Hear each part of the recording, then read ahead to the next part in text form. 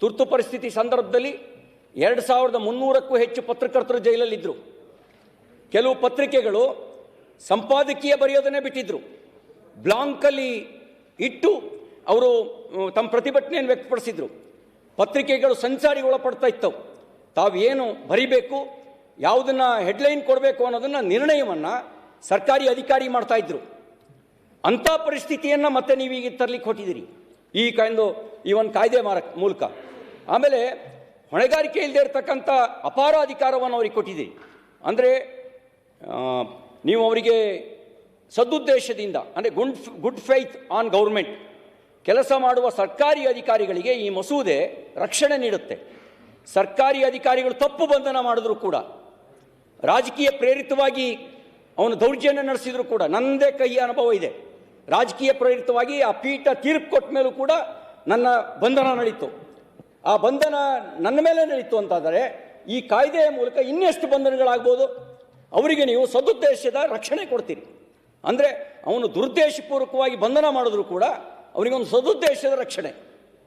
ನೀವು ಪ್ರಶ್ನೆ ಮಾಡೋಂಗಿಲ್ಲ, ಅಂದರೆ ಅವನ ತಪ್ಪು ನಿರ್ಣಯವನ್ನು ಪ್ರಶ್ನಿಸೋಂಗಿಲ್ಲ ಅಂತಕ್ಕಂಥದ್ದು ಯಾವ ಪ್ರಜಾಪ್ರಭುತ್ವದ ಲಕ್ಷಣ ಆಗುತ್ತೆ ಇದು? ನೀವು ಯಾವುದೇ ರೀತಿ ಕ್ರಮ ಜರುಗಿಸೋಂಗಿಲ್ಲ. ಅವರಿಗೊಂದು ನೀವು ಅಸಂವಿಧಾನಿಕವಾಗಿರ್ತಕ್ಕಂಥ ಒಂದು ರಕ್ಷಾ ಕವಚವನ್ನು ಕೊಡ್ತಾ ಇದ್ದೀರಿ. ನೀವು ನೀವೇನು ಅವನ ಮೇಲೆ ಏನು ಮಾಡೋಂಗೇ ಇಲ್ಲ. ಅವನು ತಪ್ಪು ನಿರ್ಣಯ ತಗೊಂಡ್ರುವೆ ಮತ್ತಿದು ಅಪಾಯಕಾರಿಯಾಗುತ್ತೆ.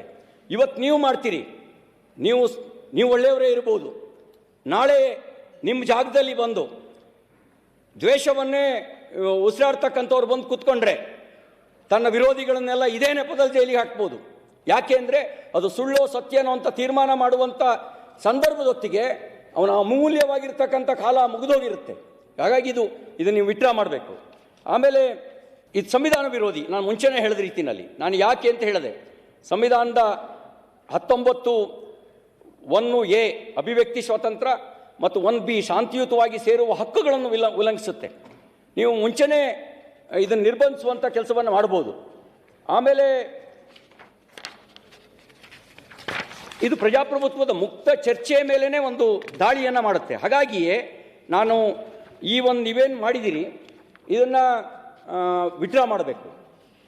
ಬಹುಶಃ ಅಂಬೇಡ್ಕರ್ ಇದ್ದಿದ್ದರೆ ಅಂಬೇಡ್ಕರ್ ಅವ್ರ ಮೇಲೂ ಕೂಡ ಕೇಸ್ ದಾಖಲಾಗ್ತಿತ್ತು. ಯಾಕೆಂದರೆ ಮುಕ್ತ ವಿಮರ್ಶೆಯನ್ನು ಅವರು ಸಾಕಷ್ಟು ಮಾಡಿದ್ದಾರೆ.